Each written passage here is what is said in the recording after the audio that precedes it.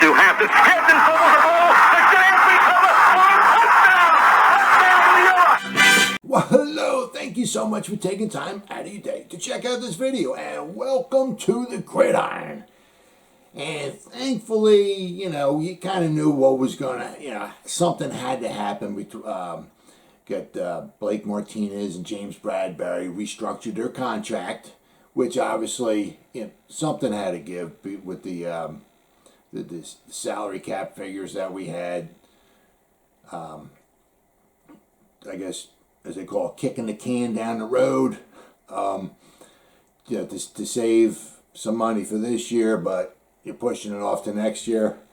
So that, something had to happen, bringing all these guys in. We're probably not done yet. I mean, I'm sure if we do bring in anybody else, it'd be very difficult to bring in another Adoree Jackson or something like that. But what we have to watch out for is now, we don't want to turn into like the New Orleans Saints or the Philadelphia Eagles, who keep kicking the can down the road, pushing everything off to the next year, and then the next year, and then the next year. Somewhere along the line, you got to pay the piper. So I checked out on Over the Cap. I'm not sure if it's exactly up to the minute or not, but they have us. We have, I believe they said there was 38 guys we have signed. For a little over $186 million for next year. They projected the cap to be like $202 or $203 million. So as of right now, we have $16 or $17 million as of right now. Obviously things are, the 202, 203, that could be different. I'm just saying as of right now. But, you got to start looking.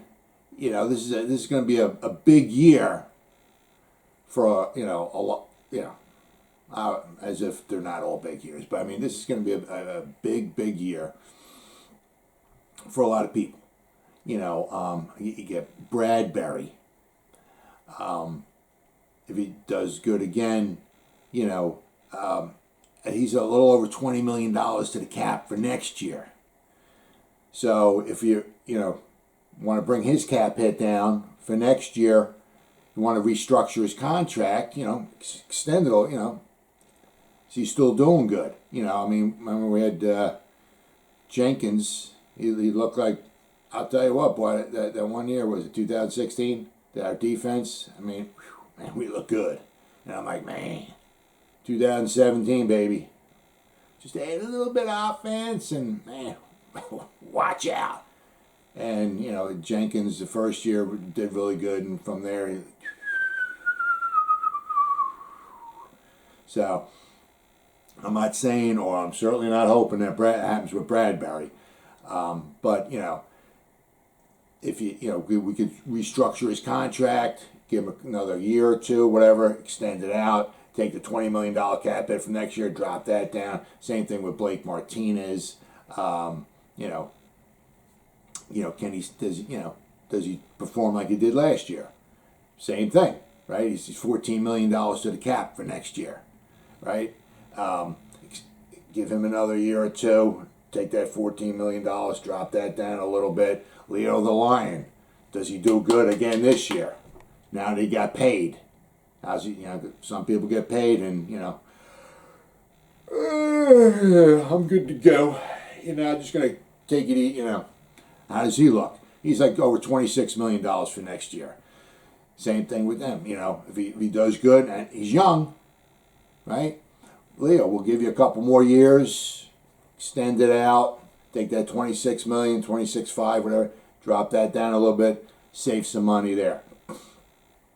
Next year, why wouldn't you pick up Saquon's for his fifth year? Why wouldn't you? $7 million? Come on, that's a no-brainer. But it's a huge year for him. Can he stay healthy? I don't. With the injury he had, is he going to be able to run up to a tackler, have the tackler stand there like this, and is he going to be able to jump over the guy? Is he going to be able to stop on it? Is he going to be able to do all the things he did? Is he going to be 90% what he was, 95%, almost 100? We'll have to wait and see. But can he stay healthy? First year, man, was he awesome or what? Huh? Second year, same thing, but he was hurt. Last year, he didn't have a last year. He was hurt. What's happening? Is he going to be able to stay healthy this year? That's huge right there. And I'm not even including, like on this list here, I'm not even including, if what over the cap has at 86 million, we have 16, 17, estimate right now. But I'm not even putting Evan Ingram in there.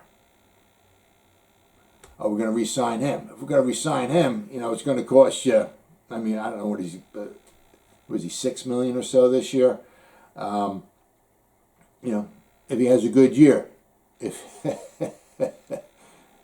he's an all-pro again, I don't know. I guess the more passes you drop, the better your chance of becoming all-pro.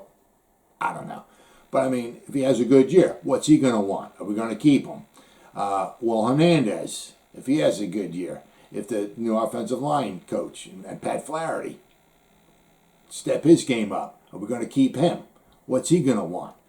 So if you look at those two guys, right? If we sign Ingram, I don't know, 8, 9, 10 million. You sign Hernandez. He's not, an all-pro, Hall of Famer thing. You're not giving him $15, $16 million a year, but I don't know, 8, young, right? So you got 8 for Ingram, just say 8 from Hernandez. That's 16. There's the rest of your cap for next year. So this is a big, big year, for a lot of these players, which also leads me into the draft. Now we have, pretty much, says you want to have or try to draft, an interior offensive lineman, because I don't feel comfortable with Lemieux. I love his attitude. I love the way he runs block, but it's a passing league. He's the worst pass blocker in the whole league. Or you're going to sign Hernandez. So if you're going to be able to afford Hernandez and Ingram and bring somebody else in, So I'm saying is that setting you up for the draft is that, looking forward, we might need a guard, we might need 2 guards, we might need a guard in this draft, and we might need a guard next year's draft because we can't afford to sign Hernandez. Same thing with the tight end. Even if you got Rudolph for 2 years. So if you're not going to sign, can't afford, don't want Evan Ingram, you either, don't necessarily have to get a tight end, this year, although, there's a couple good ones, but, it's going to set you up for next year. Maybe you get a tight end. Which also leads me to, the nice thing about what they're doing, they're bringing a lot of guys in on like 1-year contracts, which is great for like $1 million or so, $1 million, $2 million. Prove it kind of deal. I love it because they're not proving it, they're gone, which is great. But the problem is that you're bringing them in for like $1 million. John Ross, 2.5 maybe. You're bringing them in, and they don't prove it. Okay, but you got to replace them. So now you got $1 million guy, didn't prove it. You get rid of him. But what you got to do? You got to bring somebody else back in for about $1 million. So you're not really, maybe you're getting an upgrade, but it's still costing you the same amount of money. So you're not saving any money. The one problem, especially when the cap starts getting a little tight, is that when you got a guy coming in and you pay him like $1 million, $2 million, say John Ross, right? With the speed. There's no substitute for speed, people, right? I know the 40 time, I get a little exaggerated, oh my God, look at this 40 time. He's a Hall of Famer, I understand. But with the speed, there's no substitute for that. Right? If you can give them the right system, he can stretch the field. You got him and Bradberry. John Ross might work out, but the problem with that is that you sign him for $2.5 million. Next, if he has a good year, guess what he's going to want? Right? So now you're gonna have to pay up. So in order to keep him, he's not going to be $2.5 million. He might be 5, 6, whatever.